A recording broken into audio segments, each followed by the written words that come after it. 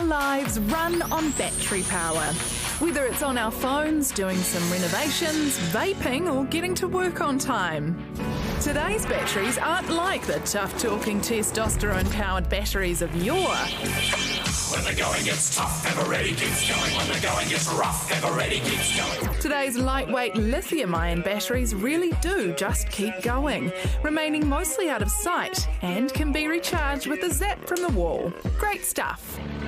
Until this happens. Fire and emergency want people to be aware of how many devices like this we have in our homes. After an Auckland woman's house caught fire because her drill battery spontaneously combusted. Already this year, 35 house fires have been caused by defective batteries.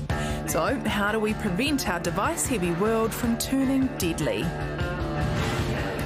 Well, hopefully our next guest can help us, Newshub digital editor and tech expert, Finn Hogan. Finn, what is going on with these batteries? What is it that makes them self-destruct? Well, it's important to remember that 99% of the time batteries are perfectly safe. This is a stable technology. But remember, with batteries, they are a dense form of energy, and if anything goes wrong inside of them, sometimes that energy can escape out in the form of fire. And that can be a particular risk because it's sort of generating its own fuel. But basically, what's happening to them is the battery itself has become damaged in some way. There's lots of different ways they can happen. It could have been bashed around a little bit. It could have just happened over time. Basically, if the battery hasn't been looked after over a long period, that risk factor starts to creep up.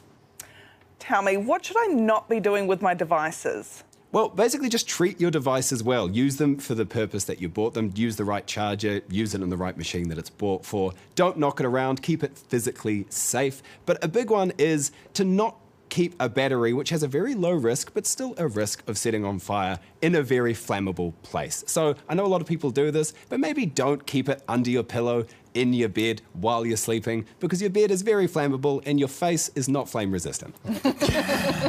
That's right, Lana. Yeah. Okay, all right. I have been guilty of falling asleep with my phone under my pillow. I will stop doing it, I promise.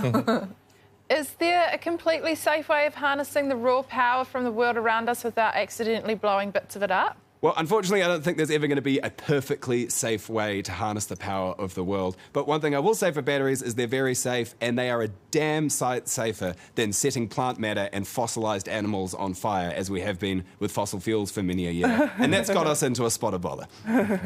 I have had my line trimmer battery plugged in since the rain started in Auckland. I've been waiting for it to clear. It's been 2 to 3 months.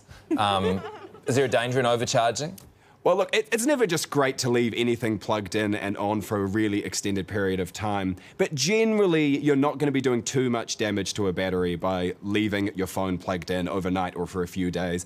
Those sort of concerns more came from older forms of battery, where being plugged in for a long period could do them a little bit of harm. So it's not a massive risk, but it's never a particularly good idea to leave something plugged in for an extremely extended period. Oh, Finn, really appreciate your time tonight. Thanks so much. Thank you. Hey,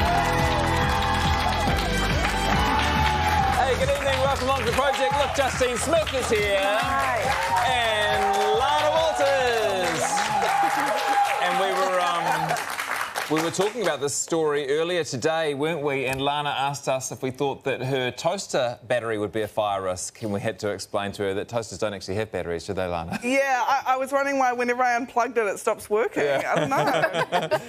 Are you going to change anything about your life, having just listened to that informative interview? Well, I was a bit concerned because we have e-bikes, so I might go home and unplug those, but then I'm like, well, I'm not biking it under my own power, so I'm a little bit torn. OK. Well, we'll work it out, hopefully, over the course of the night.